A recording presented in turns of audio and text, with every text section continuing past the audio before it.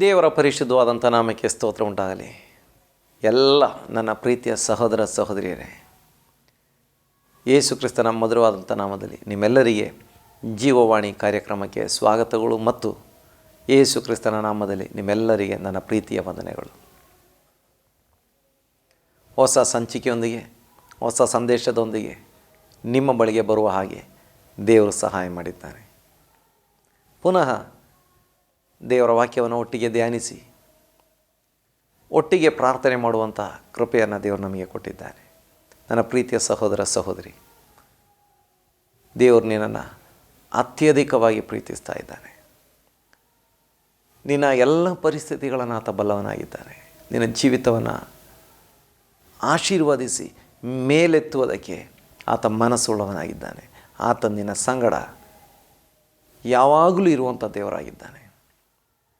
ಆತನ ವಾಕ್ಯಗಳನ್ನು ಧ್ಯಾನಿಸುವಾಗ ನಮ್ಮ ಜೀವಿತ ಆಶೀರ್ವಾದಿಸಲ್ಪಡುತ್ತದೆ ಮತ್ತು ನಾವು ನಡೆಯತಕ್ಕಂಥ ಮಾರ್ಗದಲ್ಲಿ ನಡೆಯುವುದಕ್ಕೆ ಬಲ ಸಿಗುವಂಥದ್ದಾಗುತ್ತದೆ. ಆದುದರಿಂದ ದೇವರ ಕರಗಳಿಗೆ ಒಪ್ಪಿಸಿಕೊಡೋಣ. ನಮ್ಮ ಸತ್ಯವೇದದ ಪುಟಗಳನ್ನು ದೇವರ ವಾಕ್ಯದ ಕಡೆಗೆ ತಿರುಗಿಸಿಕೊಂಡು ನಾವು ಓದಿ ಧ್ಯಾನಿಸಿ ನಾವು ಪ್ರಾರ್ಥನೆ ಮಾಡೋಣ. ಇವತ್ತಿನ ನಮ್ಮ ವಿಷಯ ಮಾರ್ಕನು ಬರೆದ ಸುವಾರ್ತೆ 8ನೇ ಅಧ್ಯಾಯ ಅದರ 38ನೇ ವಾಕ್ಯ. ವ್ಯಭಿಚಾರಿಣಿಯಂತಿರುವ ಈ ಪಾಪಿಷ್ಟ ಸಂತತಿಯಲ್ಲಿ ಯಾವನು ನನಗೂ ನನ್ನ ಮಾತುಗಳಿಗೂ ನಾಚಿಕೊಳ್ಳುತ್ತಾನೋ ಅವನಿಗೆ ಮನುಷ್ಯಕುಮಾರನು ತಾನು ತನ್ನ ತಂದೆಯ ಪ್ರಭಾವದೊಡನೆ ಪರಿಶುದ್ಧ ದೇವದೂತರ ಸಮೇತವಾಗಿ ಬರುವಾಗ ನಾಚಿಕೊಳ್ಳುವನು ಅಂದನು. ಇಲ್ಲಿ ಯೇಸು ಸ್ವಾಮಿ ಹೇಳ್ತಾ ಇದ್ದಾರೆ, ವ್ಯಭಿಚಾರಿಣಿಯಂತಿರುವ ಈ ಪಾಪಿಷ್ಟ ಸಂತತಿಯಲ್ಲಿ, ಅಂದರೆ ನಿಜವಾದಂಥ ಒಂದು ನಿಷ್ಠೆ ಪತಿಯ ಮೇಲೆ ಪತ್ನಿಯ ಮೇಲೆ, ಅದೇ ಅರ್ಥದಲ್ಲಿ ದೇವರ ಮೇಲೆ ಸೃಷ್ಟಿಕರ್ತನ ಮೇಲೆ ಇರುವಂಥ ನಿಷ್ಠೆಯನ್ನು, ಭಕ್ತಿಯನ್ನು, ಪ್ರೀತಿಯನ್ನು ತಪ್ಪಿಸಿಕೊಂಡು ದುಷ್ಟ ಕಾರ್ಯಗಳಲ್ಲಿ, ಅಸಹ್ಯ ಕಾರ್ಯಗಳಲ್ಲಿ ಯಾರ ಹಂಗೂ ಇಲ್ಲದೆ, ಯಾರಿಗೂ ಹೆದರದೆ ತಮ್ಮನ್ನು ತೊಡಗಿಸಿಕೊಂಡಿರುವಂಥ ಜನರ ಬಗ್ಗೆ ದೇವರು ಹೇಳ್ತಾ ಇದ್ದಾರೆ. ನಮ್ಮ ಸುತ್ತಮುತ್ತಲಿರುವಂಥ ಜನರು ಈ ಥರ ಇರುವಂಥ ಜನರು, ಅಥವಾ ಈ ತಲೆಮಾರು ಇಂತಹ ಒಂದು ತಲೆಮಾರು ಎಂಬುದಾಗಿ ಯೇಸುಸ್ವಾಮಿ ಹೇಳ್ತಾ ಇದ್ದಾರೆ.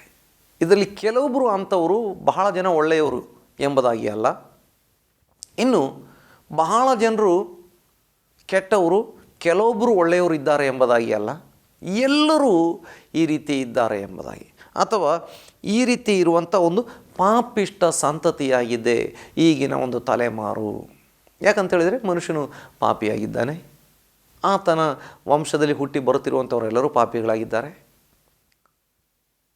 ಅವರು ಸ್ವಭಾವತಃ ಮೂಲತಃ ಪಾಪಿಗಳೇ ಆಗಿರೋದ್ರಿಂದ ಪಾಪವನ್ನು ಮಾಡುವಂಥದ್ದನ್ನು ಯಾರೂ ಕಲಿಸೋದು ಬೇಕಾಗಿಲ್ಲ.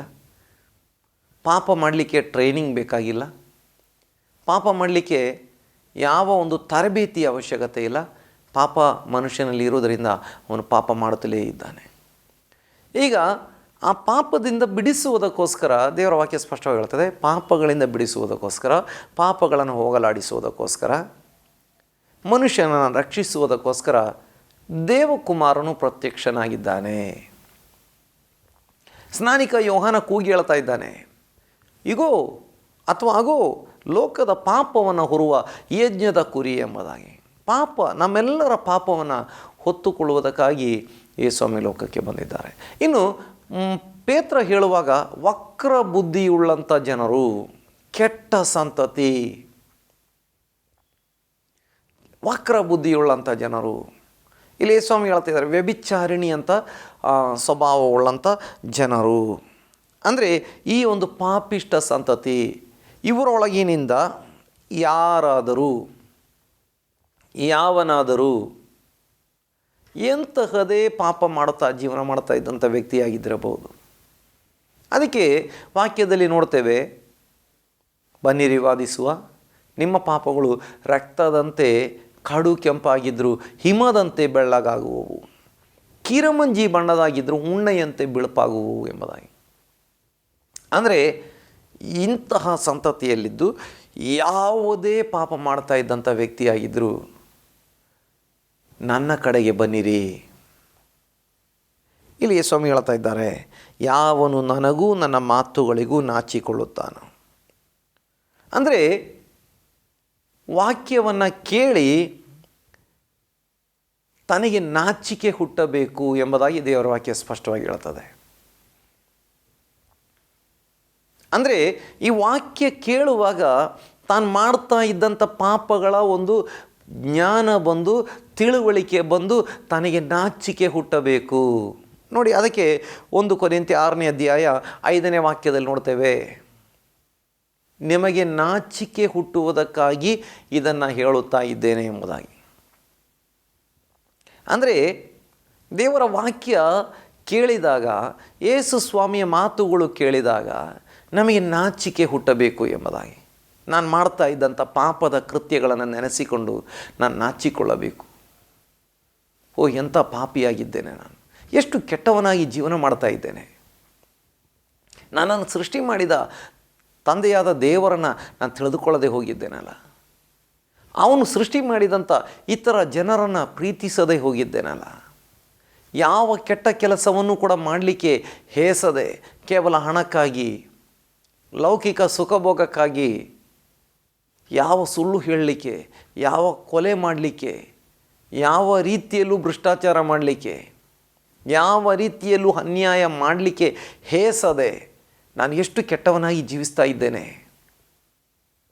ಮೊದಲನೇದಾಗಿ ನನ್ನ ದೇವರನ್ನೇ ತಿಳಿದುಕೊಳ್ಳದವನಾಗಿ, ಎರಡನೇದಾಗಿ ಆತನ ಯಾವ ಆಜ್ಞೆಗಳೂ ಕೂಡ ನನ್ನ ಜೀವಿತದಲ್ಲಿ ಸ್ವಲ್ಪ ಮಾತ್ರವೂ ಇಲ್ಲದೆ ಕೇವಲ ಲೌಕಿಕತೆಗಾಗಿ ಮಾತ್ರ, ಲೌಕಿಕ ಸುಖಭೋಗಕ್ಕಾಗಿ ಮಾತ್ರ, ತಿನ್ನುವುದಕ್ಕಾಗಿ ಮಾತ್ರ, ಕುಡಿಯುವುದಕ್ಕಾಗಿ ಮಾತ್ರ, ಹಣ ಸಂಪಾದನೆ ಮಾಡುವುದಕ್ಕೋಸ್ಕರ ಮಾತ್ರ ನಾನು ಇದುವರೆಗೆ ಜೀವಿಸಿದ್ದೇನಲ್ಲ ಎಂಬುದಾಗಿ ನೆನೆಸಿಕೊಂಡು ದೇವರ ವಾಕ್ಯ ಹೇಳ್ತದೆ, ನಾಚಿಕೊಳ್ಳಬೇಕಾಗಿದೆ. ನಾಚಿಕೆಗೆ ನಮ್ಮಲ್ಲಿ ನಾಚಿಕೆ, ನಮ್ಮಲ್ಲಿ ಲಜ್ಜೆ ಬರಬೇಕಾಗಿದೆ ಎಂಬುದಾಗಿ ಯೇಸುಸ್ವಾಮಿ ಅದಕ್ಕೆ ಸ್ಪಷ್ಟವಾಗಿ ಹೇಳ್ತಾ ಇದ್ದಾರೆ, ಯಾವನು ನನಗೂ ನನ್ನ ಮಾತುಗಳಿಗೂ ನಾಚಿಕೊಳ್ಳುತ್ತಾನೋ, ಯಾರು ಯೇಸು ಸ್ವಾಮಿಯ ಮುಂದೆ ಮತ್ತು ಯೇಸು ಸ್ವಾಮಿಯ ಮಾತುಗಳ ಮುಂದೆ ನಾಚಿಕೊಳ್ಳುತ್ತಾನೋ. ನೋಡಿ, ಸಾಧಾರಣವಾಗಿ ಯಾವಾಗಲೂ ನೆನಪಿಗೆ ಬರುವಂಥ ವಾಕ್ಯ ಫರಿಸಾಯ ಮತ್ತು ಸುಂಕದ ವ್ಯಕ್ತಿಗಳ ಪ್ರಾರ್ಥನೆ. ಫರಿಸಾಯ ಮತ್ತು ಆ ಸುಂಕದ ವ್ಯಕ್ತಿ ಅವರಿಬ್ಬರು ದೇವಾಲಯಕ್ಕೆ ಹೋಗಿ ಮಾಡಿದಂಥ ಪ್ರಾರ್ಥನೆ. ಆ ಫರಿಸಾಯನಾದರೂ ಅವನು ಯಾವ ರೀತಿ ಪ್ರಾರ್ಥನೆ ಮಾಡ್ತಾ ಇದ್ದಾನೆ? ಅವನಿಗೆ ನಾಚಿಕೆ ಏನೂ ಇಲ್ಲ. ಯಾಕಂತ ಹೇಳಿದರೆ ಅವನು ತಿಳಿದುಕೊಂಡಿದ್ದಾನೆ, ನಾನು ಭಾಳ ಒಳ್ಳೆಯವನು, ನಾನು ಭಾಳ ನೀತಿವಂತನು, ಭಾಳ ಉಪವಾಸ ಪ್ರಾರ್ಥನೆ ಮಾಡುವವನು, ದೇವರಿಗೋಸ್ಕರ ಎಷ್ಟೆಲ್ಲ ಹಣ ನಾನು ಖರ್ಚು ಮಾಡುವನು ಎಂಬುದಾಗಿ. ಆದರೆ ಆ ಸುಂಕದ ವ್ಯಕ್ತಿ ಅವನಿಗೆ ಪರಲೋಕದ ಕಡೆಗೆ ನೋಡಲಿಕ್ಕೆ ಅವನಿಗೆ ಧೈರ್ಯ ಇಲ್ಲ. ಅವನು ನಾಚಿಕೊಳ್ತಾ ಇದ್ದಾನೆ. ಅವನು ಧೈರ್ಯ ಪಡದೆ ಎದೆ ಬಡ್ಕೊಂಡು ಹತ್ತುಕೊಂಡು ಅವನು ಪ್ರಾರ್ಥನೆ ಮಾಡ್ತಾ ಇದ್ದಾನೆ. ಅಂದರೆ ಅವನು ದೇವರ ಮುಂದೆ ತಾನೊಬ್ಬ ಪಾಪಿ ಎಂಬುದಾಗಿ ಅರಿತುಕೊಂಡು ಅವನಿಗೆ ಆ ತಗ್ಗಿಸುವ ಮನೋಭಾವನೆ ಬರ್ತಾ ಇದೆ. ಕೀಳರಿಮೆ ಎಂಬುದಾಗಿ ಹೇಳುವುದು ಸರಿಯಾಗಲ್ಲ.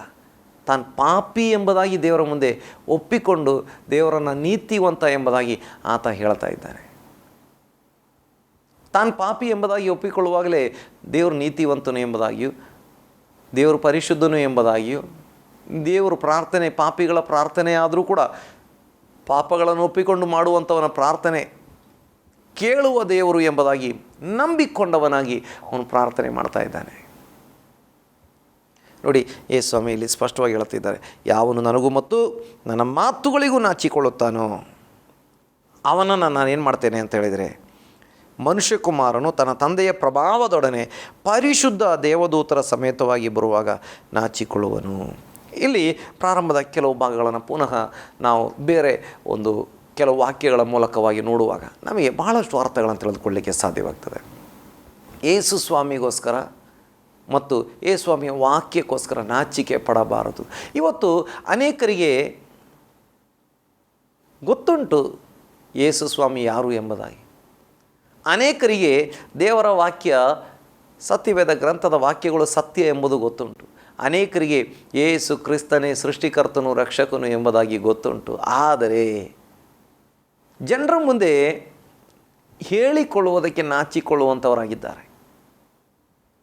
ನಾನೊಂದು ವೇಳೆ ಯೇಸು ಕ್ರಿಸ್ತನನ್ನು ಒಪ್ಪಿಕೊಳ್ಳುವಂಥವನು, ನಂಬುವಂಥವನು ಎಂಬುದಾಗಿ ಹೇಳಿದರೆ ನನ್ನ ಒಂದು ಸಾಮಾಜಿಕ ಸ್ಥಾನಮಾನಗಳಿಗೆ ಅಥವಾ ಹೆಸರು ಪ್ರಸಿದ್ಧಿಗೆ ಅಥವಾ ಲಾಭ ಸಂಪಾದನೆಗಳಿಗೆ ಏನಾದರೂ ಚ್ಯುತಿ ಉಂಟಾಗ್ಬೋದು, ಪೆಟ್ಟು ಬೀಳಬಹುದು ಎಂಬ ಕಾರಣಕ್ಕಾಗಿ. ಇನ್ನು ಅನೇಕರು ಯಾರಾದರೂ ನನ್ನನ್ನು ಬೆದರಿಸಿಯಾರು, ನನ್ನ ಉದ್ಯೋಗ ನಷ್ಟವಾದೀತು, ನನ್ನ ವ್ಯಾಪಾರಕ್ಕೆ ಪೆಟ್ಟು ಬಿದ್ದಿತ್ತು, ನೋಡಿ ಈ ರೀತಿಯಾಗಿ ವಿವಿಧ ರೀತಿಯಲ್ಲಿ ವಿಚಾರ ಮಾಡುವಂಥವ್ರನ್ನ ನಾವು ನೋಡ್ತಾ ಇದ್ದೇವೆ. ಅವರಿಗೆ ಗೊತ್ತುಂಟು, ಆದರೆ ನಾಚಿಕೊಳ್ಳುವವರಾಗಿದ್ದಾರೆ. ನೋಡಿ, ಕೆಲವು ವಾಕ್ಯಗಳನ್ನು ನಾವು ನೋಡುವಾಗ ರೋಮಾಪುರದವರಿಗೆ ಬರೆದ ಪತ್ರಿಕೆ 1ನೇ ಅಧ್ಯಾಯ ಅದರ 16ನೇ ವಾಕ್ಯದಲ್ಲಿ ಪೌಲ ಹೇಳ್ತಾ ಇದ್ದಾನೆ, ಸುವಾರ್ತೆ ವಿಷಯದಲ್ಲಿ ನಾನು ನಾಚಿಕೊಳ್ಳುವವನು ಅಲ್ಲ ಎಂಬುದಾಗಿ. ಸುವಾರ್ತೆ ನಾನು ನಾಚಿಕೆ ಪಡತಕ್ಕಂಥ ವಿಷಯ ಅಲ್ಲ. ನಾನು ಒಂದು ಕಾಲದಲ್ಲಿ ಸುವಾರ್ತೆ ವಿರೋಧಿಯಾಗಿದ್ದೆನು ಎಂಬುದಾಗಿ ಆತ ಹೇಳ್ತಾ ಇರುವಂಥದ್ದನ್ನು ನೋಡ್ತೇವೆ. 1ನೇ ಅಧ್ಯಾಯ ರೋಮಾಪುರದವರಿಗೆ ಬರೆದ ಪತ್ರಿಕೆ ಅದರ 15ನೇ ವಾಕ್ಯದ ಕೊನೆಯ ಭಾಗ ಮತ್ತು 16ನೇ ವಾಕ್ಯ, ಅದರಲ್ಲಿ 15ನೇ ವಾಕ್ಯದ ಕೊನೆಯ ಭಾಗವನ್ನು ಮಾತ್ರ ನಾನು ಓದುವವನಾಗಿದ್ದೇನೆ. ಸುವಾರ್ತೆಯ ವಿಷಯದಲ್ಲಿ ನಾನು ನಾಚಿಕೊಳ್ಳುವವನಲ್ಲ. ಒಂದು ಕಾಲದಲ್ಲಿ ಅವನು ಸುವಾರ್ತೆಯ ವಿರೋಧಿಯಾಗಿದ್ದ, ಯೇಸು ಕ್ರಿಸ್ತನ ವಿರೋಧಿಯಾಗಿದ್ದ, ಯೇಸು ಕ್ರಿಸ್ತನನ್ನು ನಂಬಿದವರನ್ನ ಹಿಂಸೆ ಕೊಡುವಂಥ ವ್ಯಕ್ತಿಯಾಗಿದ್ದ. ಆದರೆ ಅವನು ದೇವರನ್ನು ತಿಳಿದುಕೊಂಡಾಗ, ಯೇಸು ಕ್ರಿಸ್ತನ ದರ್ಶನ ಅವನಿಗೆ ಸಿಕ್ಕಾಗ, ಅವನು ಸತ್ಯವನ್ನು ತಿಳಿದುಕೊಂಡಾಗ ಅವನಿಗೆ ಗೊತ್ತಾಯಿತು, ಇದು ನಾಚಿಕೆ ಹೊಂದಿಕೊಳ್ಳತಕ್ಕಂಥ, ನಾಚಿಕೆ ಪಡತಕ್ಕಂಥ ವಿಷಯ ಅಲ್ಲ, ಇದು ಹೆಮ್ಮೆಯ ವಿಷಯ, ಇದು ಅಭಿಮಾನದ ವಿಷಯ, ಇದು ನಿಜವಾದಂಥ ಸತ್ಯ ಸಂಗತಿ. ಇದಕ್ಕೋಸ್ಕರ ಯಾರಿಗೂ ನಾನು ಹೆದರತಕ್ಕಂಥ ಅವಶ್ಯಕತೆ ಇಲ್ಲ, ಯಾರ ಮುಂದೆಯೂ ತಲೆ ತಗ್ಗಿಸತಕ್ಕಂಥ ಅವಶ್ಯಕತೆ ಇಲ್ಲ, ಯಾರ ಮುಂದೆಯೂ ನಾಚಿಕೆ ಪಡತಕ್ಕಂಥ ವಿಷಯವಲ್ಲ. ಅದಕ್ಕೆ ಆತ ಹೇಳ್ತಾ ಇದ್ದಾನೆ, ಸುವಾರ್ತೆಯ ವಿಷಯದಲ್ಲಿ ನಾನು ನಾಚಿಕೊಳ್ಳುವುದಿಲ್ಲ, ನಾನು ಯೇಸು ಕ್ರಿಸ್ತನಿಗೆ ಸಂಬಂಧಪಟ್ಟಂಥವನು ಎಂಬುದಾಗಿ ಹೇಳುವುದಕ್ಕೆ, ಅವನು ಎದೆ ಮೇಲೆ ಕೈ ಇಟ್ಟು ಹೇಳುವುದಕ್ಕೆ ಅವನು ಧೈರ್ಯವುಳ್ಳವನಾಗಿದ್ದಾನೆ. ದೇವರ ನಾಮಕ್ಕೆ ಸ್ತೋತ್ರ ಉಂಟಾಗಲಿ. ಇನ್ನು ಕೆಲವೊಂದು ವಾಕ್ಯಗಳನ್ನು ನೋಡುವಾಗ ಬಹಳ ಅರ್ಥವತ್ತಾದಂಥ ಕೆಲವು ವಾಕ್ಯಗಳನ್ನು ನಾವು ನೋಡುವಂಥವರಾಗಿದ್ದೇವೆ. 2 ತಿಮೋಥೆಯ 1ನೇ ಅಧ್ಯಾಯ 8ನೇ ವಾಕ್ಯವನ್ನು ಓದಿಕೊಳ್ಳೋಣ. ಆದುದರಿಂದ ನೀನು ನಮ್ಮ ಕರ್ತನನ್ನು ಕುರಿತು ಹೇಳುವ ಸಾಕ್ಷಿಯ ವಿಷಯದಲ್ಲಾಗಲಿ, ಆತನ ಸೆರೆಯವನಾದ ನನ್ನ ವಿಷಯದಲ್ಲಾಗಲಿ ನಾಚಿಕೆ ಪಡದೆ ದೇವರ ಬಲವನ್ನು ಆಶ್ರಯಿಸಿ ನನ್ನೊಂದಿಗೆ ಸುವಾರ್ತೆಗೋಸ್ಕರ ಶ್ರಮೆಯನ್ನು ಅನುಭವಿಸು. ಇಲ್ಲಿ ತಿಮೋಥೆಯನಿಗೆ ಅಪೊಸ್ತಲನಾದ ಪೌಲನು ಬರೀತಾ ಇದ್ದಾನೆ. ಅಲ್ಲಿ ಆತ ಹೇಳ್ತಾ ಇದ್ದಾನೆ, ನೀನು ನಮ್ಮ ಕರ್ತನನ್ನು ಕುರಿತು ಹೇಳುವ ಸಾಕ್ಷಿಯ ವಿಷಯದಲ್ಲಾಗಲಿ, ಆತನ ಸೆರೆಯವನಾದ ನನ್ನ ವಿಷಯದಲ್ಲಾಗಲಿ ನಾಚಿಕೆ ಪಡದೆ. ಅಂದರೆ ಈ ಸುವಾರ್ತೆಯ ವಿಷಯದಲ್ಲಿ ಯೇಸು ಕ್ರಿಸ್ತನ ಬಗ್ಗೆ ಹೇಳುವಂಥ ಸುವಾರ್ತೆ, ನಿಮಗೋಸ್ಕರ ಆತ ಹುಟ್ಟಿದ್ದಾನೆ, ನಿಮಗೋಸ್ಕರ ಆತ ಈ ಲೋಕದಲ್ಲಿ ಜೀವಿಸಿದ್ದನು, ನಿಮಗೋಸ್ಕರ ಆತ ಶಿಲುಬೆ ಮೇಲೆ ಪ್ರಾಣವನ್ನು ಕೊಟ್ಟಿದ್ದಾನೆ, ನಿಮಗೋಸ್ಕರ ಮರಣವನ್ನು ಜಯಿಸಿ ಎದ್ದು ಬಂದಿದ್ದಾನೆ ಎಂಬುದಾಗಿ ಇರುವಂಥ ಈ ಸುವಾರ್ತೆಯ ವಿಷಯದಲ್ಲಿ ಮತ್ತು ಆ ಸುವಾರ್ತೆಯನ್ನು ಸಾರುವುದಕ್ಕೋಸ್ಕರ ಪೌಲನು ಅಥವಾ ದೇವರ ಸೇವಕರು, ಕರ್ತನನ್ನು ನಂಬಿದವರು ಆ ಸೆರೆಮನೆಯಲ್ಲಿ ಬೀಳಬೇಕಾಗಿದೆ, ಹಿಂಸೆ ಅನುಭವಿಸಬೇಕಾಗಿದೆ, ಅಥವಾ ಅವರನ್ನು ಅರೆಸ್ಟ್ ಮಾಡಿದ್ದಾರೆ, ಪೆಟ್ಟು ತಿನ್ನಬೇಕಾಗಿದೆ ಎಂಬುದಾಗಿ ಹೇಳಬೇಕಾಗಿ ಬಂದರೆ ನಾಚಿಕೆ ಪಡಬೇಡ ಎಂಬುದಾಗಿ. ಯಾಕಂತೇಳಿದರೆ ಸತ್ಯಕ್ಕೆ ಅನೇಕ ವಿರೋಧಿಗಳಿದ್ದಾರೆ. ಸುವಾರ್ತೆಯನ್ನು ಎದುರಿಸುವಂಥವರು ಅಂದು ಇಂದು ಎಲ್ಲ ಕಾಲಗಳಲ್ಲಿ ಬಹಳ ಜನ ಇದ್ದಾರೆ. ಯಾಕಂತೇಳಿದರೆ ಈ ಸುವಾರ್ತೆಯನ್ನು ವಿರೋಧಿಸುವನ ಒಳಗಡೆ ಕಾರ್ಯ ಮಾಡುತ್ತಿರುವಂಥದ್ದು ಸೈತಾನನ ಆತ್ಮ. ಅದಕ್ಕೋಸ್ಕರವೇ ಅವನು ಸುವಾರ್ತೆಯನ್ನು ವಿರೋಧ ಮಾಡ್ತಾ ಇದ್ದಾನೆ. ಆದರೆ ಸತ್ಯವನ್ನು ತಿಳಿದುಕೊಂಡಂಥವರು ಈ ಸತ್ಯದ ವಿಷಯದಲ್ಲಿ ನಾಚಿಕೆ ಪಡಬೇಕಾದಂಥ ಅವಶ್ಯಕತೆ ಇಲ್ಲ. ಮತ್ತು ಅಲ್ಲಿ ನೋಡ್ತಾ ಇದ್ದೇವೆ, ನಾಚಿಕೆ ಪಡದೆ ದೇವರ ಬಲವನ್ನು ಆಶ್ರಯಿಸಿ ನನ್ನೊಂದಿಗೆ ಸುವಾರ್ತೆಗೋಸ್ಕರ ಶ್ರಮೆಯನ್ನು ಅನುಭವಿಸು, ನಾಚಿಕೆ ಪಡಬೇಡ. ಈ ಸ್ವಾಮಿ ಹೇಳ್ತಾ ಇದ್ದಾರೆ, ನನಗೂ ನನ್ನ ವಾಕ್ಯಗಳಿಗೂ, ಅಂದರೆ ಈ ಸುವಾರ್ತೆಯ ವಿಷಯದಲ್ಲಿ ಹೌದು, ಮತ್ತು ಆ ಸುವಾರ್ತೆಗೋಸ್ಕರ ಹಿಂಸೆಗಳು ಉಂಟಾಗುವಂಥ ವಿಷಯ ಬಂದರೆ ನೀ ನಾಚಿಕೆ ಪಡಬೇಡ. ದೇವರ ಬಲವನ್ನು ಆಶ್ರಯಿಸಿಕೊಂಡು ಏನು ಮಾಡು, ಸುವಾರ್ತೆಗೋಸ್ಕರ ಶ್ರಮೆಯನ್ನು ಅನುಭವಿಸು ಎಂಬುದಾಗಿ. ಇನ್ನು 2 ತಿಮೋಥೆಯ 1ನೇ ಅಧ್ಯಾಯ ಅದರ 12ನೇ ವಾಕ್ಯವನ್ನು ಓದುವಾಗ ಅಲ್ಲಿ ಪುನಃ ನಾವು ನೋಡ್ತಾ ಇದ್ದೇವೆ, ಇದರ ನಿಮಿತ್ತದಿಂದಲೇ ಈ ಶ್ರಮೆಗಳನ್ನು ಅನುಭವಿಸುತ್ತಾ ಇದ್ದೇನೆ, ಆದರೂ ನಾನು ನಾಚಿಕೆ ಪಡುವುದಿಲ್ಲ. ನಾನು ನಂಬಿರುವ ಆತನನ್ನು ಬಲ್ಲೆನು, ಆತನು ನನ್ನ ವಶದಲ್ಲಿಟ್ಟಿರುವುದನ್ನು ಆತನು ಆ ದಿನಕ್ಕಾಗಿ ಕಾಪಾಡುವುದಕ್ಕೆ ಶಕ್ತನಾಗಿದ್ದಾನೆಂದು ದೃಢವಾಗಿ ನಂಬಿದ್ದೇನೆ. ಇಲ್ಲಿ ನೋಡ್ತಾ ಇದ್ದೇವೆ, ಇದರ ನಿಮಿತ್ತದಿಂದಲೇ ಈ ಶ್ರಮೆಗಳನ್ನು ಅನುಭವಿಸ್ತಾ ಇದ್ದೇನೆ ಮತ್ತು ನಾನು ನಾಚಿಕೆ ಪಡುವುದಿಲ್ಲ, ನಾನು ನಂಬಿರುವ ಆತನನ್ನು ಬಲ್ಲೆನು. ಅಂದರೆ ಆತ ಹೇಳ್ತಾ ಇದ್ದೇನೆ, ಈ ಸುವಾರ್ತೆಗೋಸ್ಕರ, ಈ ಸುವಾರ್ತೆಯ ಅಭಿವೃದ್ಧಿಗೋಸ್ಕರ, ಇದರ ಹಿಂದೆ ನೋಡ್ತಾ ಇದ್ದೇವೆ, ಈ ಸತ್ಯಕ್ಕೋಸ್ಕರ ನಾನು ಕಷ್ಟಗಳನ್ನು ಅನುಭವಿಸ್ತಾ ಇದ್ದೇನೆ. ನೋಡಿ, ಈ ಪೌಲ ಯಾರಾಗಿದ್ದನು ಅಂತ ಹೇಳಿದರೆ, ಆ ಕಾಲದ ಅತ್ಯಂತ ದೊಡ್ಡ ಶ್ರೀಮಂತರ ಕುಟುಂಬದಲ್ಲಿ ಹುಟ್ಟಿದಂಥ ಮಗನಾಗಿದ್ದ. ಮತ್ತು ಆತನ ತಂದೆ ತಾಯಿ ದೊಡ್ಡ ಶ್ರೀಮಂತ ಕುಟುಂಬದಲ್ಲಿದ್ದಂಥವರು, ದೊಡ್ಡ ಆಸ್ತಿಗಳಿಗೆ ಯಜಮಾನರು. ಅವರ ಮಗನಾಗಿ ಈ ಪೌಲ ಹುಟ್ಟಿದ್ದಾನೆ. ಇನ್ನು 2ನೇದಾಗಿ ಆತ ದೊಡ್ಡ ವಿದ್ಯಾಭ್ಯಾಸವುಳ್ಳಂಥ ವ್ಯಕ್ತಿಯಾಗಿದ್ದ, ಉನ್ನತ ವಿದ್ಯಾಭ್ಯಾಸ ಹೊಂದಿದಂಥ ವ್ಯಕ್ತಿಯಾಗಿದ್ದ.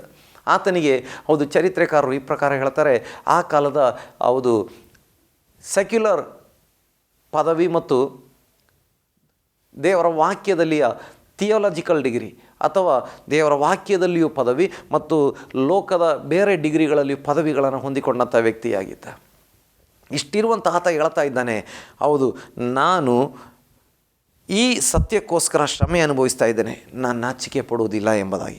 ಮತ್ತು ನಾನು ನಂಬಿರುವಂಥ ದೇವರನ್ನ ಬಲ್ಲವನಾಗಿದ್ದೇನೆ, ನಾನು ಬಲ್ಲವನಾಗಿ ನಂಬಿದ್ದೇನೆ, ನಾನು ನಂಬಿರುವ ಆತ ನನ್ನ ಬಲ್ಲವನಾಗಿದ್ದೇನೆ, ಆತ ನನ್ನ ವಶದಲ್ಲಿಟ್ಟಿರುವುದನ್ನು ಆ ದಿನಕ್ಕೋಸ್ಕರ ಕಾಪಾಡಲಿಕ್ಕೆ ಆತ ಶಕ್ತನಾಗಿದ್ದಾನೆ, ಆತ ಜೀವ ಸ್ವರೂಪನಾದ ದೇವರು ಎಂಬುದನ್ನು ನಾನು ನಂಬಿದ್ದೇನೆ, ಅದಕ್ಕೋಸ್ಕರ ನಾನು ನಾಚಿಕೆ ಪಡುವಂಥ ಅವಶ್ಯಕತೆ ಇಲ್ಲ, ನಾನು ನಾಚಿಕೆ ಪಡುವುದಿಲ್ಲ ಎಂಬುದಾಗಿ ಆತ ಹೇಳ್ತಾ ಇದ್ದಾನೆ. ಇನ್ನು ನಮಗೆ ಮತ್ತೊಂದು ವಾಕ್ಯವನ್ನು ಕೂಡ ನೋಡಲಿಕ್ಕೆ ಸಾಧ್ಯವಾಗ್ತದೆ. ಇಲ್ಲಿ ನಾವು ನೋಡ್ತಾ ಇದ್ದೇವೆ, 2 ತಿಮೋಥೆಯ ಅದರ 1ನೇ ಅಧ್ಯಾಯ 17ನೇ ವಾಕ್ಯದಲ್ಲಿ ನಾವು ನೋಡ್ತಾ ಇದ್ದೇವೆ, ನನ್ನ ಬೇಡಿಗಳಿಗೆ ನಾಚಿಕೆ ಪಡದೆ ರೋಮಾಪುರಕ್ಕೆ ಬಂದ ಕೂಡಲೇ ಬಹು ವಿಚಾರಣೆ ಮಾಡಿ ನನ್ನನ್ನು ಹುಡುಕಿ ಕಂಡುಕೊಂಡನು. ಇಲ್ಲಿ ಕೆಲವೊಬ್ಬ ವ್ಯಕ್ತಿಗಳು ಅವರು ಏನು ಮಾಡಿದ್ದಾರೆ ಅಂತೇಳಿದರೆ, ಯೇಸು ಸ್ವಾಮಿಯನ್ನು ನಂಬಿದಂಥ ವ್ಯಕ್ತಿಗಳಾಗಿದ್ದಾರೆ. ಅವರು ಆ ಕಾಲದಲ್ಲಿ ಪೌಲನು ರೋಮ್ ಪಟ್ಟಣದಲ್ಲಿ ಯೇಸು ಕ್ರಿಸ್ತನ ನಿಮಿತ್ತವಾಗಿ ಸೆರೆಮನೆಯಲ್ಲಿ ಬಿದ್ದಿದ್ದಾನೆ. ಆದರೆ ಅವರು ಏನು ಮಾಡ್ತಾ ಇದ್ದಾರೆ ಅಂತೇಳಿದರೆ, ರೋಮ್ ಪಟ್ಟಣಕ್ಕೆ ಬಂದ ಕೂಡಲೇ, ಹೌದು, ನಾವು ಯಾರನ್ನು ಹುಡುಕಿಕೊಂಡು ಹೋಗ್ತಾ ಇದ್ದೇವೆ, ಅವನು ಸೆರೆಮನೆಯಲ್ಲಿ ಬಿದ್ದಂಥ ವ್ಯಕ್ತಿ, ಸೆರೆಮನೆಯಲ್ಲಿರುವಂಥ ವ್ಯಕ್ತಿ, ಅವನು ಕೈದಿಯಾಗಿರುವಂಥ ವ್ಯಕ್ತಿ. ಆ ಕಾಲದಲ್ಲಿ ಕೈದಿಗಳನ್ನು ಹುಡುಕುವಂಥದ್ದು, ಕೈದಿಗಳನ್ನು ಫ್ರೆಂಡ್ ಅಂತ ಹೇಳುವಂಥದ್ದು ಬಹಳ ಒಂದು ನಿಂದೆಯ ವಿಷಯ, ಅಪಮಾನದ ವಿಷಯವಾಗಿತ್ತು. ಆದರೆ ಇವನು ಏನು ಮಾಡ್ತಾ ಇದ್ದಾನೆ ಅಂತ ಹೇಳಿದ್ರೆ, ಆ ಕೈದಿಯಾಗಿರುವಂಥ ಪೌಲನನ್ನು ಹುಡುಕಿಕೊಂಡು ಹೋಗ್ತಾ ಇದ್ದಾನೆ, ಈ ಒನೆಸಿಫೋರ ಎಂಬಂಥ ವ್ಯಕ್ತಿ. ನೋಡ್ರಿ, ಯಾಕಂತೇಳಿದರೆ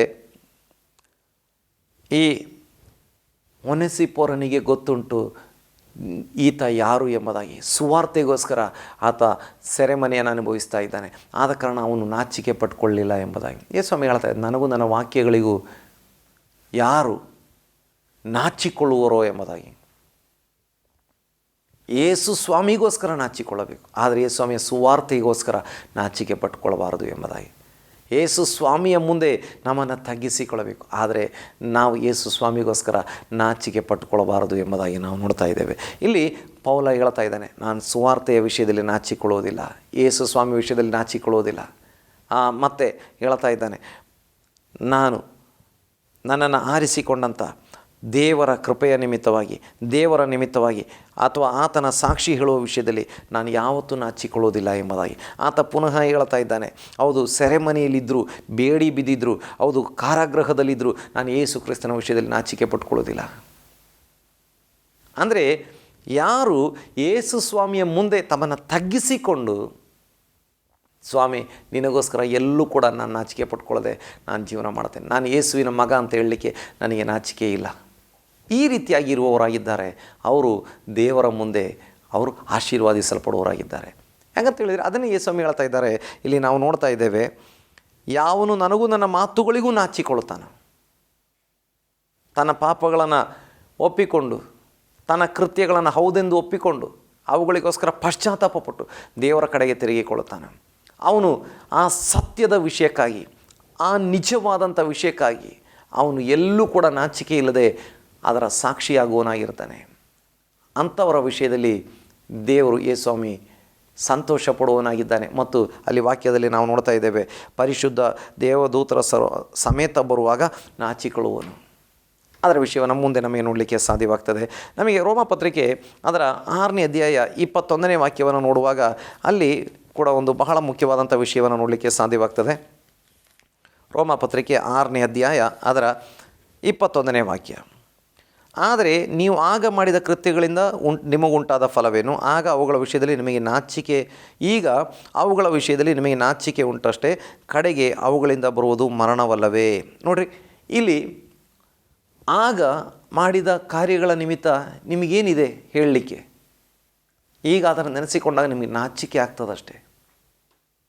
ಅಂದರೆ ಆಗ ಪಾಪಗಳನ್ನು ಮಾಡುವಾಗ ಯಾರ ಹೆದರಿಕೆ ಇಲ್ಲ, ಯಾರು ಹೇಳುವವರಿಲ್ಲ, ಕೇಳುವವರಿಲ್ಲ, ದೇವರ ಬಗ್ಗೆ ಗೊತ್ತಿಲ್ಲ. ಆದರೆ ಸುವಾರ್ತೆ ಬಂತು, ಯೇಸು ಕ್ರಿಸ್ತನನ್ನು ಆತ ಕಂಡುಕೊಂಡ, ದೇವರ ವಾಕ್ಯ ಸಿಕ್ತು. ಆಗ ಅವನಿಗೇನಾಗಿದೆ ಅಂತೇಳಿದರೆ ನಾಚಿಕೆ ಆಯಿತು. ಅಯ್ಯೋ ದೇವರೇ, ನಾನು ಎಷ್ಟು ಕೆಟ್ಟವನಾಗಿ, ಎಷ್ಟು ಹೀನ ಕೃತ್ಯಗಳನ್ನು, ಪಾಪಕೃತ್ಯಗಳನ್ನು ನೀರು ಕುಡಿದ ಹಾಗೆ ಮಾಡಿದ ವ್ಯಕ್ತಿಯಾಗಿದ್ದೇನಲ್ಲ. ಹಳೆಯ ಜೀವಿತ ನೆನೆಸಿಕೊಂಡಾಗ ಅವನಿಗೆ ನಾಚಿಕೆಯಾಗುತ್ತಿರುವಂಥದ್ದನ್ನು ನಾವು ನೋಡ್ತಾ ಇದ್ದೇವೆ. ದೇವರ ನಾಮಕ್ಕೆ ಮಹಿಮೆ ಉಂಟಾಗಲಿ. ಇನ್ನು ಅನೇಕ ವಿಷಯಗಳನ್ನು ನೋಡಲಿಕ್ಕೆ ಸಾಧ್ಯವಾಗ್ತದೆ. ಯೇಸು ಸ್ವಾಮಿ ನಮ್ಮ ಕುರಿತಾಗಿ ನಾಚಿಕೆ ಪಡುವುದಿಲ್ಲ ಕೆಲವು ಸಂದರ್ಭಗಳಲ್ಲಿ. ಹೇಗೆ, ಯಾವ ವಿಷಯಗಳು ಎಂಬುದಾಗಿ ನಮಗೆ ನೋಡುವಾಗ ಇಬ್ರಿಯ ಪತ್ರಿಕೆಯಲ್ಲಿ ಅದರ 2ನೇ ಅಧ್ಯಾಯ 11ನೇ ವಾಕ್ಯಕ್ಕೆ ಬರುವಾಗ ಅಲ್ಲಿ ನಮಗೆ ಕಂಡುಕೊಳ್ಳಲಿಕ್ಕೆ ಸಾಧ್ಯವಾಗ್ತದೆ. ಬೇಗ ನಮಗೆ ಪ್ರಾರ್ಥನೆ ಮಾಡುವಂಥವರಾಗಿರೋಣ. ಇಲ್ಲಿ 11ನೇ ವಾಕ್ಯದಲ್ಲಿ, ಯಾಕಂದರೆ ಪವಿತ್ರ ಮಾಡುವಾತನಿಗೂ ಪವಿತ್ರರಾಗುವವರೆಲ್ಲರಿಗೂ ಒಬ್ಬನೇ ತಂದೆ ಇದ್ದಾನೆ. ಈ ಕಾರಣದಿಂದ ಪವಿತ್ರ ಮಾಡುವಾತನು ಪವಿತ್ರರಾಗುವವರನ್ನು ಸಹೋದರರೆನ್ನುವುದಕ್ಕೆ ನಾಚಿಕೆ ಪಡದೆ. ನೋಡ್ರಿ, ನಮ್ಮನ್ನು ಸಹೋದರರು ಎಂದು ಕರೀಲಿಕ್ಕೆ ಆತನಿಗೆ ನಾಚಿಕೆ ಇಲ್ಲ ಎಂಬುದಾಗಿ ದೇವರ ವಾಕ್ಯದಲ್ಲಿ ನಾವು ನೋಡ್ತಾ ಇದ್ದೇವೆ. ಇನ್ನು ಇಬ್ರಿಯ ಪತ್ರಿಕೆ 11ನೇ ಅಧ್ಯಾಯ 16ನೇ ವಾಕ್ಯಕ್ಕೆ, ಆದರೆ ಅವರು ಪರಲೋಕವೆಂಬ ಉತ್ತಮ ದೇಶವನ್ನು ಆರೈಸುವವರು, ಆದುದರಿಂದ ದೇವರು ಅವರ ದೇವರೆನಿಸಿಕೊಳ್ಳುವುದಕ್ಕೆ ನಾಚಿಕೊಳ್ಳದೆ ಅವರಿಗೋಸ್ಕರ ಪಟ್ಟಣವನ್ನು ಸಿದ್ಧ ಮಾಡಿದ್ದಾನೆ. ದೇವರು ನಮ್ಮ ವಿಷಯದಲ್ಲಿ ನಾಚಿಕೊಳ್ಳುವುದಿಲ್ಲ. ನಾವು ಆತನನ್ನು ಹಿಂಬಾಲಿಸುವಾಗ ಅಲ್ಲಿ ಹಿಂದೆ ನೋಡ್ತಾ ಇದ್ದೇವೆ, ಅವರು ಲೋಕದಲ್ಲಿ ಪರದೇಶದವರು, ಪ್ರವಾಸಿಗಳು ಆಗಿದ್ದೇವೆಂದು ಒಪ್ಪಿಕೊಂಡಿದ್ದರು ಎಂಬುದಾಗಿ. ಅವರು ಹೊರಟು ಬಂದ ದೇಶದ ಮೇಲೆ ಮನಸ್ಸಿಟ್ಟವರಾಗಿದ್ದರೆ ತಿರುಗಿ ಹೋಗುವುದಕ್ಕೆ ಅವರಿಗೆ ಅವಕಾಶವಿತ್ತು. ಆದರೆ ತಿರುಗಿ ಹೋಗುವುದಕ್ಕೆ ಅವಕಾಶ ಇದ್ದರೂ ತಿರುಗಿ ಹೋಗದೆ ಆ ಪರಲೋಕವೆಂಬ ಉತ್ತಮ ದೇಶವನ್ನು ಹಾರೈಸುವವರಾಗಿ ಆ ಉತ್ತಮ ದೇಶವನ್ನು ಎದುರು ನೋಡುತ್ತಾ ಯೇಸು ಕ್ರಿಸ್ತನಲ್ಲಿ ನಿಂತವರಿಗೋಸ್ಕರ ದೇವರ ವಾಕ್ಯ ಹೇಳ್ತಾ ಇದೆ, ಅವರ ದೇವರೆನಿಸಿಕೊಳ್ಳುವುದಕ್ಕೆ ನಾಚಿಕೊಳ್ಳುವುದಿಲ್ಲ. ನಮ್ಮನ್ನು ಸಹೋದರರು, ದೇವರ ಮಕ್ಕಳು ಅಂತ ಹೇಳಲಿಕ್ಕೆ ಅವನಿಗೆ ನಾಚಿಕೆ ಇಲ್ಲ. ನಮಗೋಸ್ಕರ ಪಟ್ಟಣವನ್ನು ಸಿದ್ಧ ಮಾಡಿ ನಮ್ಮ ದೇವರು ಅಂತ ಹೇಳ್ಕೊಳ್ಳಿಕ್ಕೆ ಆತನಿಗೆ ನಾಚಿಕೆ ಇಲ್ಲ. ಆದರೆ ನಾವಲ್ಲಿ ಪ್ರಾರಂಭದಲ್ಲಿ ಮಾರ್ಕನ ಬರೆದ ಸುವಾರ್ತೆ 8:38 ಓದಿದ್ದೇವೆ, ಆದರೆ ಯಾರು ನನಗೂ ನನ್ನ ವಾಕ್ಯಗಳಿಗೂ ನಾಚಿಕೊಳ್ಳುವನು ಅವನಿಗೋಸ್ಕರ ನಾನು ಬರುವಾಗ, ಪರಿಶುದ್ಧ ತಂದೆಯ ಮಹಿಮೆಯೊಡನೆ, ಪರಿಶುದ್ಧ ದೇವದೂತರ ಒಡನೆ ನಾನು ಬರುವಾಗ ನಾನೇನು ಮಾಡ್ತೇನೆ, ಅವನ ಮುಂದೆ ನಾಚಿಕೊಳ್ಳುವೆನು ಎಂಬುದಾಗಿ ಅಲ್ಲಿ ಸ್ಪಷ್ಟವಾಗಿ ಎಷ್ಟು ಚೆನ್ನಾಗಿ ಅಲ್ಲಿ ಪವಿತ್ರಾತ್ಮ ಹೇಳ್ತಾ ಇದ್ದಾನೆ. ಮನುಷ್ಯಕುಮಾರನು ತಾನು ತನ್ನ ತಂದೆಯ ಪ್ರಭಾವದೊಡನೆ ಪರಿಶುದ್ಧ ದೇವದೂತರೊಡನೆ ಸಮೇತ ಬರುವಾಗ ನಾಚಿಕೊಳ್ಳುವನು. ಅಂದರೆ ಯಾಕೆ ನಾಚಿಕೊಳ್ತಾರೆ ಅಂತ ಹೇಳಿದರೆ, ಹೌದು, ಈ ಮನುಷ್ಯನು, ಇವನು ನನ್ನ ಮಗನಾಗಿ ಭೂಮಿಯಲ್ಲಿ ಎಷ್ಟು ಕಷ್ಟ ಅನುಭವಿಸಿ, ನಾನು ದೇವರಾಗಿದ್ದವನು, ದೇವರು ಮನುಷ್ಯನಾಗಿ ಭೂಮಿಗೆ ಹೋಗಿ ಕಷ್ಟಗಳನ್ನು ಅನುಭವಿಸಿದೆ. ಆದರೆ ಅವನು ಕೇವಲ ಮನುಷ್ಯನಾಗಿದ್ದವನು, ಪಾಪಿಯಾಗಿದ್ದವನು, ನನ್ನ ಕೃಪೆಯಿಂದ ರಕ್ಷಣೆ ಹೊಂದಿದ್ದಾನೆ. ಆದರೆ ನಾನು ಪರಲೋಕವನ್ನು ಎಲ್ಲವನ್ನ ಸೃಷ್ಟಿ ಮಾಡಿದವನು, ನನಗೆಲ್ಲ ಗೊತ್ತುಂಟು, ನನಗೆ ಪರಲೋಕದ ಎಲ್ಲ ವಿಷಯಗಳು ಗೊತ್ತುಂಟು, ಪರಲೋಕದ ನನಗೆ ಗೊತ್ತುಂಟು, ನಾನೇ ಸೃಷ್ಟಿ ಮಾಡಿದ್ದೇನೆ. ಆದರೆ ಇವನು ಪರಲೋಕವನ್ನು ನೋಡಲಿಲ್ಲ, ದೇವರ ಮುಖವನ್ನು ನೋಡಲಿಲ್ಲ, ನಾನು ಹೇಳಿದ ಮಾತನ್ನಷ್ಟೇ ನಂಬಿದ್ದಾನೆ. ನನ್ನನ್ನು ನಂಬಿಕೊಂಡು, ನನ್ನ ಮಾತನ್ನು ನಂಬಿಕೊಂಡು ಅವನು ಆ ಭೂಮಿಯಲ್ಲಿ ಅಷ್ಟು ಕಷ್ಟಪಟ್ಟು ಭೂಮಿಯಲ್ಲಿ ನನ್ನ ಸಾಕ್ಷಿಯಾಗಿ ಜೀವಿಸಿದ್ದ. ಸುವಾರ್ತೆಗೋಸ್ಕರ ಅವನು ನಾಚಿಕೆ ಪಟ್ಕೊಳ್ಳಿಲ್ಲ. ಅವನು ನನ್ನ ಸಾಕ್ಷಿಯಾಗಿ, ಹೌದು, ನನಗೋಸ್ಕರ ಜೈಲಿಗೆ ಹೋಗಲಿಕ್ಕೆ ನಾಚಿಕೆ ಪಟ್ಕೊಳ್ಳಿಲ್ಲ, ನನಗೋಸ್ಕರ ಕಷ್ಟ ಅನುಭವಿಸಲಿಕ್ಕೆ ನಾಚಿಕೆ ಪಟ್ಕೊಳ್ಳಿಲ್ಲ. ಹಿಂದೆ ಮಾಡಿದ ಪಾಪಗಳಿಗೋಸ್ಕರ ಅವನು ಪಶ್ಚಾತ್ತಾಪ ಪಟ್ಕೊಂಡು, ದೇವರೇ ನಾನು ಎಷ್ಟು ಪಾಪ ಮಾಡಿದೆ ಅಂತ ಆತ ಒಪ್ಪಿಕೊಂಡ. ಆದರೆ ಏನೂ ಪರಲೋಕವನ್ನು ಅವನು ನೋಡಲೇ ಇಲ್ಲ. ಹೀಗಿರುವಾಗ ಅವನು ಎಷ್ಟೊಂದು ನನ್ನ ಮೇಲೆ ಭಕ್ತಿ ಇಟ್ಟಿದ್ದಾನೆ. ದೇವರ ವಾಕ್ಯ ಸ್ಪಷ್ಟವಾಗಿ ಹೇಳ್ತಾ ಇದೆ, ಅವನನ್ನು ನೋಡಿ ಯೇಸು ಸ್ವಾಮಿ ನಾಚಿಕೊಳ್ಳುವರು ಎಂಬುದಾಗಿ. ಇವನೊಬ್ಬ ಸಾಧಾರಣ ಮನುಷ್ಯನಾಗಿದ್ದರು, ನನ್ನ ಮೇಲೆ ಇಷ್ಟೊಂದು ಪ್ರೀತಿ ಇಟ್ಟು ಈ ಲೋಕಕ್ಕೆ ಬಂದಿದ್ದ, ಈ ಪರಲೋಕಕ್ಕೆ ಅವನು ಬಂದನಲ್ಲ, ಇಷ್ಟೊಂದು ಪ್ರೀತಿ ಇಟ್ಟು ನನಗೋಸ್ಕರ ಕಷ್ಟ ಅನುಭವಿಸಿ ಅವನು ಈ ರಾಜ್ಯವನ್ನು ಸೇರಿದನಲ್ಲ ಎಂಬುದಾಗಿ.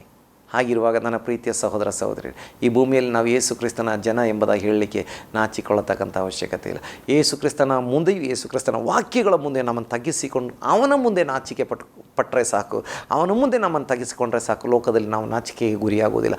ಅವನ ಮುಂದೆ ನಮ್ಮನ್ನು ತಗ್ಗಿಸಿಕೊಳ್ಳಲಿಕ್ಕೆ ಸಿದ್ಧರಾದರೆ ಸಾಕು. ಲೋಕದಲ್ಲಿ ನಮ್ಮನ್ನು ತಲೆ ನಾಚಿಕೆಯಿಂದ ತಗ್ಗಿಸಿಕೊಳ್ಳುವುದಕ್ಕೆ ಆತ ಬಿಡುವುದೇ ಇಲ್ಲ. ದೇವರ ಮುಂದೆ ನಾಚಿಕೊಂಡ್ರೆ ಲೋಕದ ಮುಂದೆ ನಾಚಿಕೆಗೆ ನಾವು ಗುರಿಯಾಗಲ್ಲ. ದೇವರ ಮುಂದೆ ನಮ್ಮನ್ನೇ ನಾವು ತಗ್ಗಿಸಿಕೊಂಡ್ರೆ ನಾವು ಸುವಾರ್ತೆಗೋಸ್ಕರವೂ ಕೂಡ ನಾಚಿಕೆ ಪಟ್ಟುಕೊಳ್ಳುವವರಾಗಿರಲ್ಲ. ಆದುದರಿಂದ ಯೇಸುಸ್ವಾಮಿ ಮುಂದೆ ಒಪ್ಪಿಸಿಕೊಡೋಣ. ಧೈರ್ಯವಾಗಿ ನಾವು ಯೇಸುವಿನ ಮಕ್ಕಳು ಎಂಬುದಾಗಿ ಹೇಳಿಕೊಳ್ಳುವವರಾಗಿ ಆತನ ರಾಜ್ಯದಲ್ಲಿ, ಆತನ ಮಾರ್ಗದಲ್ಲಿ ನಡೆಯೋಣ. ಹಾಗಾದರೆ ಒಂದು ದಿನ ಬರ್ತದೆ, ಆತ ಕೂಡ ನಮ್ಮನ್ನು ತನ್ನ ಮಕ್ಕಳು ಅಂತ ಹೇಳ್ಕೊಳ್ಳಿಕ್ಕೆ ನಾಚಿಕೊಳ್ಳಲ್ಲ. ಮಾತ್ರವಲ್ಲ, ನಾವು ಪರಲೋಕ ರಾಜ್ಯಕ್ಕೆ ಹೋಗುವಾಗ ಅವನಿಗೆ ಹೆಮ್ಮೆ ಅನ್ನಿಸ್ತದೆ, ಇವನು ನನ್ನ ಮಗನು ಎಂಬುದಾಗಿ, ನನ್ನ ಮಗಳು ಎಂಬುದಾಗಿ ಹೇಳೋದಕ್ಕೋಸ್ಕರ. ಆದ ಕಾರಣ ಕರ್ತನ ಮುಂದೆ ನಮ್ಮನ್ನು ಒಪ್ಪಿಸಿಕೊಟ್ಕೊಂಡು ಪ್ರಾರ್ಥನೆ ಮಾಡೋಣ. ಪರಲೋಕ ಭೂಲೋಕಗಳ ಒಡೆಯನಾಗಿರುವಂಥ ತಂದೆಯಾಗಿರುವ ದೇವರೇ, ಯೇಸು ಸ್ವಾಮಿ, ಯಾರು ನಿನ್ನ ಮುಂದೆಯೂ ನಿನ್ನ ವಾಕ್ಯಗಳ ಮುಂದೆಯೂ ತಮ್ಮನ್ನು ತಗ್ಗಿಸಿಕೊಂಡು ನಾಚಿಕೊಳ್ಳುತ್ತಾರೋ ಅವರು ಲೋಕದಲ್ಲಿ ತಲೆ ತಗ್ಗಿಸಲಿಕ್ಕೆ ನೀನು ಬಿಡುವಂಥ ದೇವರೇ ಅಲ್ಲ. ಯಾರು ನಿನ್ನ ಮುಂದೆ ತಗ್ಗಿಸಿಕೊಳ್ಳುತ್ತಾರೋ ಅವರ ತಲೆಯನ್ನು ಈ ಲೋಕದಲ್ಲಿ ಎಬ್ಬಿಸುವವನು, ಎತ್ತುವವನು ಮಾತ್ರವಲ್ಲ, ಪರಲೋಕದಲ್ಲಿ ಕೂಡ ಅವರ ತಲೆಯನ್ನು ಎತ್ತಿ ನಿನ್ನ ಮುಂದೆ ನಿಲ್ಲಿಸುವಾತನಾಗಿದ್ದಿ ಸ್ವಾಮಿ. ನಿನಗೆ ನಾವು ಘನಮಾನ ಮಹಿಮೆ ಸಲ್ಲಿಸ್ತಾ ಇದ್ದೇವೆ. ಈ ಸಂದೇಶವನ್ನು ಕೇಳಿ ನನ್ನೊಂದಿಗೆ ಪ್ರಾರ್ಥನೆ ಮಾಡ್ತಿರುವಂಥ ಎಷ್ಟೋ ಜನರು ಸ್ವಾಮಿ, ಅನೇಕ ಬಾರಿ ನಾನು ಯೇಸುವಿಗೆ ಸಂಬಂಧಪಟ್ಟವಳು ಎಂಬುದಾಗಿ ಹೇಳುವುದಕ್ಕೆ ಇದುವರೆಗೆ ನಾಚಿಕೊಂಡವರಾಗಿರುವುದಾದರೆ, ಇವತ್ತಿನಿಂದ ಸ್ವಾಮಿ ಧೈರ್ಯದಿಂದ ನಿನ್ನ ಸುವಾರ್ತೆ ವಿಷಯದಲ್ಲಿ ನಾನು ನಾಚಿಕೊಳ್ಳುವುದಿಲ್ಲ, ನಿನ್ನ ವಿಷಯದಲ್ಲಿ ನಾನು ನಾಚಿಕೊಳ್ಳುವುದಿಲ್ಲ, ನಿನಗೋಸ್ಕರ ನಾನು ಜೀವಿಸ್ತೇನೆ. ನಾವು ನಿನಗೋಸ್ಕರ ಕಷ್ಟ ಅನುಭವಿಸಬೇಕಾಗಿ ಬಂದರು, ಹಿಂಸೆ ಅನುಭವಿಸಬೇಕಾಗಿ ಬಂದರು, ನಿನಗೋಸ್ಕರ ಜೀವಿಸ್ತೇನೆ ಎಂಬ ತೀರ್ಮಾನದೊಂದಿಗೆ ಜೀವಿಸುವುದಕ್ಕೆ ನಿನ್ನ ಮಕ್ಕಳಿಗೆ ಸಹಾಯ ಮಾಡು. ಮಾತ್ರವಲ್ಲ ಸ್ವಾಮಿ, ನೀನು ಅವರನ್ನು ನಿನ್ನ ಮಕ್ಕಳು ಎಂಬುದಾಗಿ ಕರೆಯುವುದಕ್ಕೆ, ಅವರಿಗೋಸ್ಕರ ಪಟ್ಟಣ ಸಿದ್ಧ ಮಾಡುವುದಕ್ಕೆ ಅಪ್ಪ ಸಿದ್ಧ ಮಾಡಿ ಅವರನ್ನು ನಿನ್ನ ಮಕ್ಕಳು ಎಂಬುದಾಗಿ, ನೀನು ಅವರ ದೇವರು ಎಂಬುದಾಗಿ ಹೇಳುವುದಕ್ಕೆ ನಾಚಿಕೊಳ್ಳದ ದೇವರಾಗಿರುವುದಕ್ಕಾಗಿ ಸ್ತೋತ್ರ ಮಾಡ್ತಾ ಇದ್ದೇನೆ. ನಿನ್ನ ಮಕ್ಕಳನ್ನು ಆಶೀರ್ವಾದ ಮಾಡು. ಅವರ ಆತ್ಮಿಕ ಜೀವಿತ, ಅವರ ಕುಟುಂಬ ಜೀವಿತ, ಅವರ ಆರೋಗ್ಯ, ಅವರ ಕೆಲಸ ಉದ್ಯೋಗಗಳಲ್ಲಿ ನಿನ್ನ ಸಾನ್ನಿಧ್ಯ ಕೃಪೆಯನ್ನು ನೀಡು. ಮಹಿಮೆ ಘನತೆ ನಿನಗೆ ಸಲ್ಲಿಸ್ತಾ ಇದ್ದೇನೆ. ಯೇಸು ಕ್ರಿಸ್ತನ ನಾಮದಲ್ಲಿ ಪ್ರಾರ್ಥಿಸಿದ್ದೇನೆ ತಂದೆಯಾದ ದೇವರೇ, ಆಮೇನ್. ದೇವರ ಪರಿಶುದ್ಧವಾದಂಥ ನಾಮಕ್ಕೆ ಸ್ತೋತ್ರ ಉಂಟಾಗಲಿ. ನನ್ನೊಂದಿಗೆ ಸೇರಿ ಪ್ರಾರ್ಥನೆ ಮಾಡಿದಂಥ ನಿಮ್ಮನ್ನು ದೇವರ ಆಶೀರ್ವಾದ ಮಾಡಿದ್ದಾನೆ. ಪುನಃ ನಿಮಗೆ ಪ್ರಾರ್ಥನೆ ಅವಶ್ಯಕತೆ ಇರುವುದಾದರೆ ಮತ್ತು ದೇವರ ವಾಕ್ಯವನ್ನು ಕಲಿಯೋದಕ್ಕೆ ಆಸಕ್ತಿ ಇರುವುದಾದರೆ ಟಿ ವಿ ಸ್ಕ್ರೀನ್ ಮೇಲೆ ಕಾಣುವಂಥ ನನ್ನ ನಂಬರಿಗೆ ಫೋನ್ ಮಾಡಿರಿ. ನಾವು ನಿಮಗೋಸ್ಕರ ಪ್ರಾರ್ಥನೆ ಮಾಡ್ತೇವೆ ಮತ್ತು ಉಚಿತವಾದ ಆಲೋಚನೆಗಳನ್ನು ಕೊಡ್ತೇವೆ. ಹೊಸ ಸಂಚಿಕೆಯಲ್ಲಿ ಪುನಃ ಭೇಟಿಯಾಗುವವರೆಗೆ ದೇವರ ಕೃಪೆ ಎಲ್ಲರೊಂದಿಗೆ ಇರಲಿ. ಆಮೇನ್.